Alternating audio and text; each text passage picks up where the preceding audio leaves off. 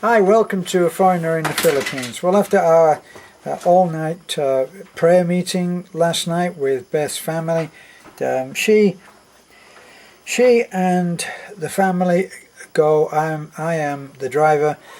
I drove them up into the mountains a long way. I actually measured it on the speedometer, and it was 5 kilometers. Did you know that, Beth? No. 5 kilometers up into the mountains in the dark, and that's quite a challenge, because what you get so many times when these roads wend their way and they go like this, and they go across barangay lines. So one barangay is willing to do their part, but another barangay is either unwilling or unable to do their part. So you have bits of dirt road, and then you'll have a strip of concrete that goes for maybe a kilometer, or sometimes for even less.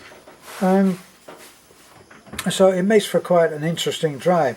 Well, on the way back, as has been happening lately, I dropped the guys off at the prayer meeting, and then I went to catch some sleep.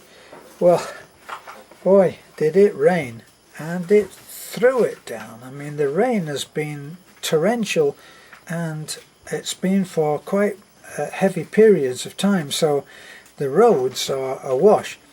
People like our friends Philip and Annabeth, they'll be absolutely delighted. They love the rain because they're absolute incredible hard-working farmers. So they do rice, they also have chickens, pigs. God's beginning to sound like our friend Mitch, who actually we must take up to meet Philip. But anyway, so I measured the thing out. I measured the trip back, and it was 5 kilometers. That's, you know, more than double our own ride up to our house, which hasn't been going 100%. We took the truck in, and we had the alignment done.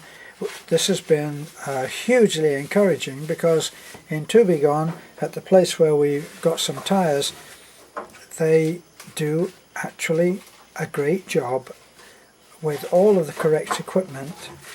If you've ever seen it done, they bolt these contraptions to each of the wheels, and they align them perfectly. Well, that, and they went through the suspension and checked it all out, saw them doing lots of adjustments, and we came back feeling a lot better.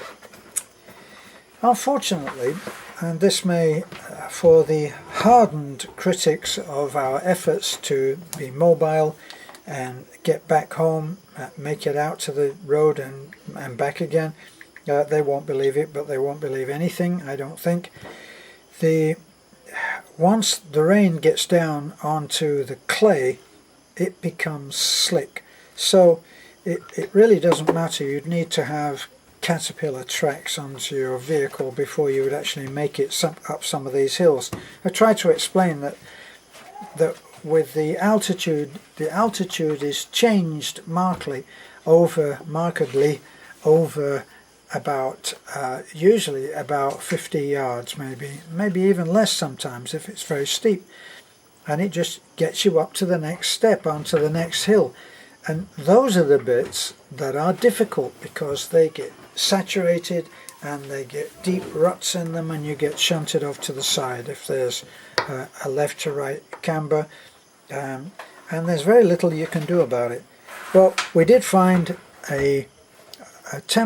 not a temporary solution, we found a part solution, and because when we were having trouble getting out yesterday, we actually we had stalled or halted. We had been halted at this particular steep part where the mud has been churned up, the clay has been churned up, and there's a lot of water draining down from the hill, and we had failed to go any further. Well, there were some concrete blocks that had been left out there from one of our last projects, and they hadn't been taken in, so I just grabbed a few and we threw them down. They'd been out in the rain, very poor quality, and so they just broke up, and we formed a little track before each of the wheels, back and front. Bingo, we were out of that little spot of trouble.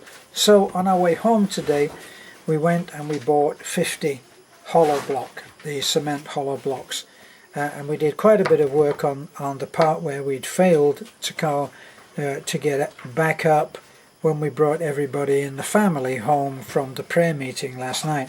They had to walk at least 2/3 of the way because we eventually just turned back at that point. We managed to get up enough to be able to turn back. Well, anyway, that all of that said, now we're going ahead and trying to addressing the road. We are going to put in effect two strips of concrete, the width of the wheels. There's no way that we can afford to do the whole path. It's just not possible. So we'll be doing that and getting on. So that's our little thing. The red has failed to start. We tried to jump start it, in effect, going down the hill. Failed to start again, and we didn't want to go down through the tunnel. That's just not doable. So we left it halfway down with enough space around it to be able to get past. But the Big Blue is halfway. It got through the tunnel, but that was it. We had no more blocks. We used all 50. 50 is 400. That was 400 pesos. We've used all of those. So the next thing is to try to get it so that we can get up through the tunnel and even further. So that'll be coming next. Anyway, that's what we've been doing, and that's all for this little video. Bye for now.